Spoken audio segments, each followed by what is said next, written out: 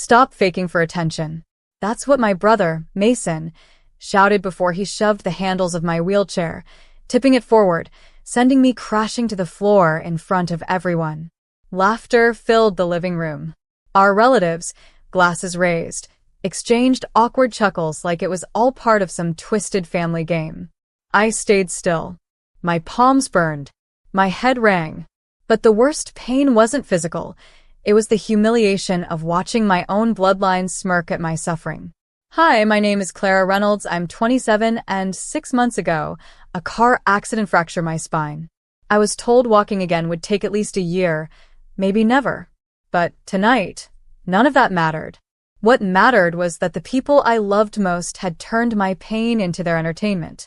Mom hurried over, pretending to scold Mason through laughter. He didn't mean it, honey.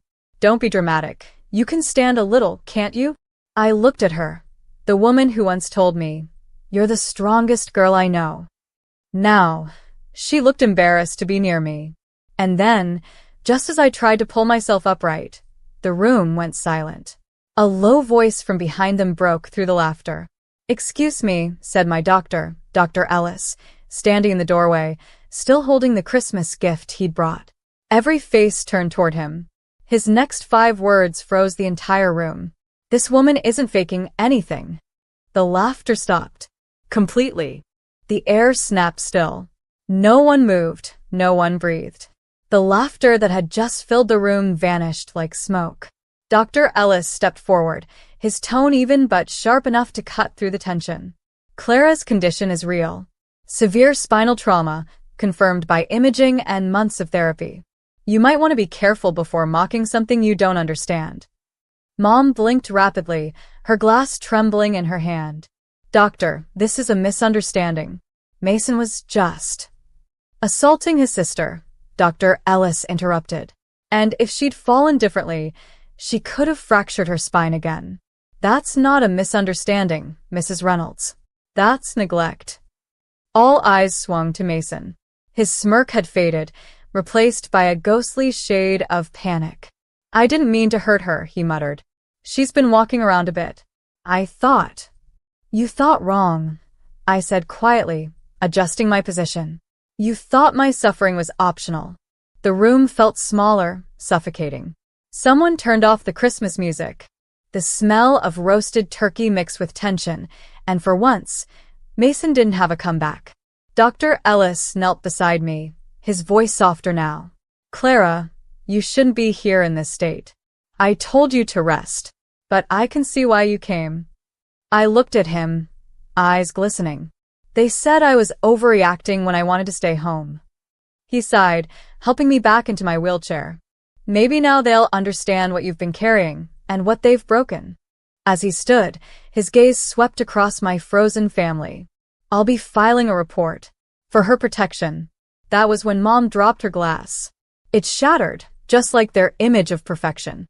The sound of the glass shattering felt like the perfect punctuation, the end of an illusion I'd been trapped in for years. No one said a word. Dr. Ellis handed me my coat and turned to my parents. "I've documented every visit, every setback Clara's had, including the emotional stress that's been worsening her recovery. You'll be hearing from the hospital board about this." Mom's voice trembled. "Doctor, please. We're a family. There's no need to blow this out of proportion." He looked at her unimpressed. "It became out of proportion when your son turned her condition into a performance." Mason's jaw tightened. "She's always had you fooled," he snapped. "She milks her injuries for pity." That was it. I turned my wheelchair to face him. "You want the truth, Mason? The night of the accident, I was driving to pick you up. You'd been drinking again. I lost control trying to avoid hitting a deer. And while I was learning how to sit, stand, and feed myself again, you were too busy pretending I did it for attention." His face drained of color. Dr. Ellis shot him a glare so cold it made even Mom step back. "You might want to watch your words, son. Reckless endangerment doesn't expire when someone finds their voice." I took a breath, steady but trembling. Let him. Let them all laugh again. Because next time, it won't be in my house or under my roof. Dad spoke for the first time, voice barely above a whisper. "You're leaving?" I smiled faintly. No, Dad. You're losing me. And with that, I wheeled myself toward the door. This time, no one dared to follow. By the next morning, I had already packed. The Christmas lights were still blinking in the living room when I wheeled past them, cheerful, oblivious, pretending the night before hadn't split us apart. On the dining table, I left a sealed envelope addressed to the Reynolds family. Inside, not an apology, not a plea for understanding, just documents, hospital reports, police statements, and a formal declaration transferring my legal and financial independence, signed by Dr. Ellis and the Rehabilitation Board. For months, I'd been working quietly with them to separate my guardianship and regain full control of my medical and financial rights. Last night only accelerated what was already in motion. By the time they'd wake up, the system they controlled me through, my insurance, my therapy payments, even the medical trust account Grandpa left me, would be under my name only. As I set the envelope down, I whispered, "Merry Christmas." A soft knock startled me. Dr. Ellis stood in the doorway, holding a coffee cup. "Leaving early?" "Before they wake up," I said. "Before they start pretending to care." He smiled faintly. "You did the right thing. You're not running away. You're reclaiming peace." "I know," I said quietly. "It just hurts that peace had to come from walking away from my own family." He placed his hand on my shoulder. "Sometimes love isn't about staying. It's about showing them the cost of losing you." I nodded.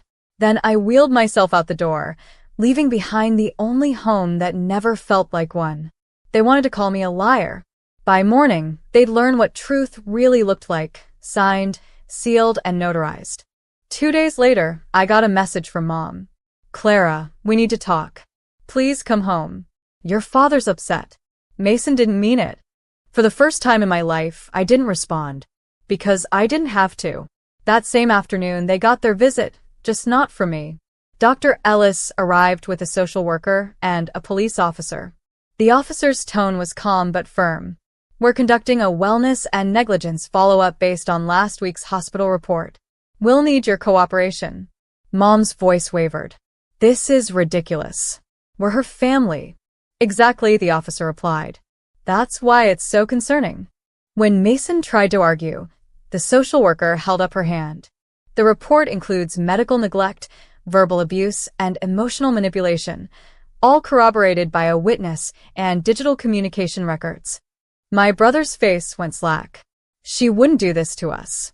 Mom sank into the couch, whispering, "What did she tell them?" Dr. Ellis, ever composed, said, "Only the truth. The kind that's been ignored for too long." By the time they realized what was happening, the officer had already collected their statements. Mom begged him to call me, to convince me to fix this. He simply said, "It's not up to her anymore. It's in our hands now." When I got the update later that evening, I didn't smile. Not exactly. But for the first time, I felt something I hadn't in years. Relief. Because justice wasn't loud, it was precise. A week passed in silence. Then one evening, my phone buzzed with a message from Dad. "Come for dinner. No surprises. We just want to talk."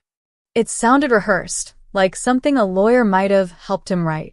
But still, a part of me needed closure, not revenge. So I agreed.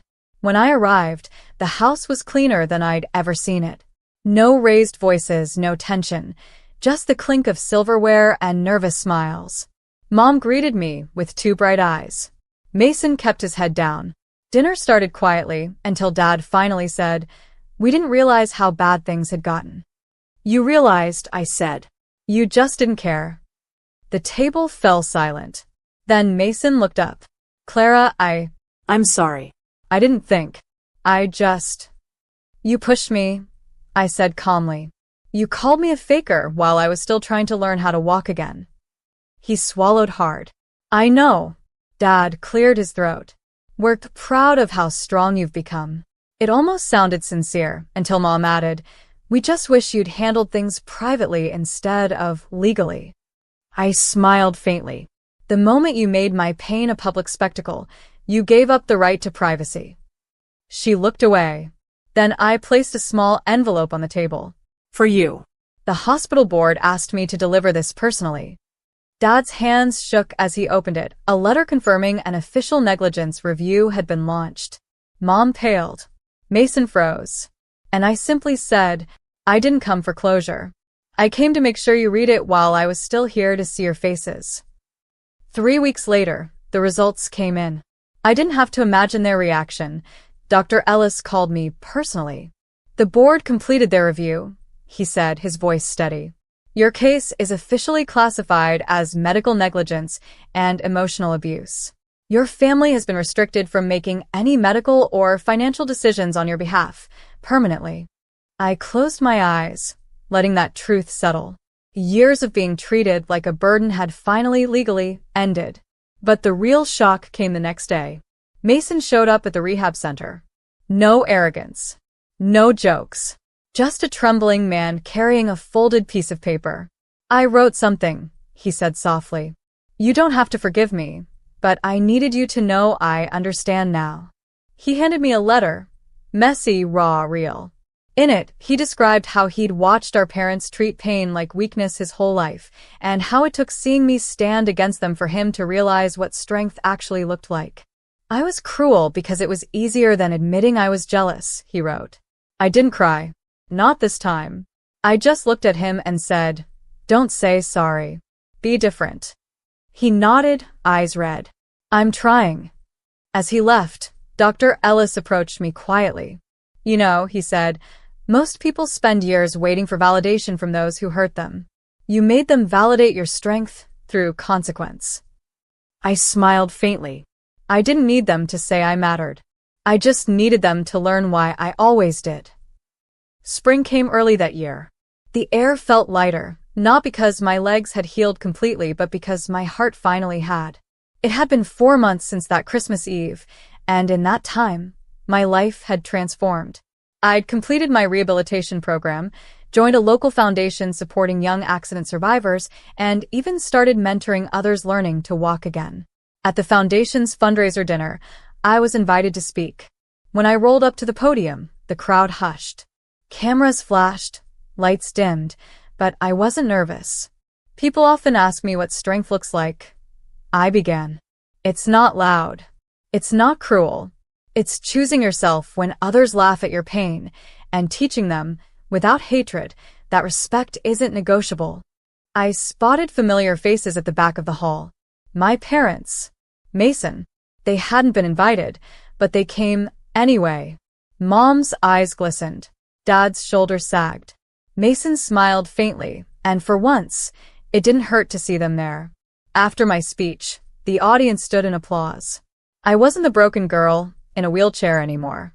I was a woman who'd reclaimed her dignity, and in doing so, made them face what they had destroyed. Later that night, Mason approached me quietly. Your speech, it made Mom cry, he said. Good, I whispered. Maybe she finally heard me. As I left the hall, the city lights reflected against the wheelchair's frame, my silent crown of resilience. They took everything that made me human and mocked it. So I made them watch as that very humanity built the life they could never destroy. Because the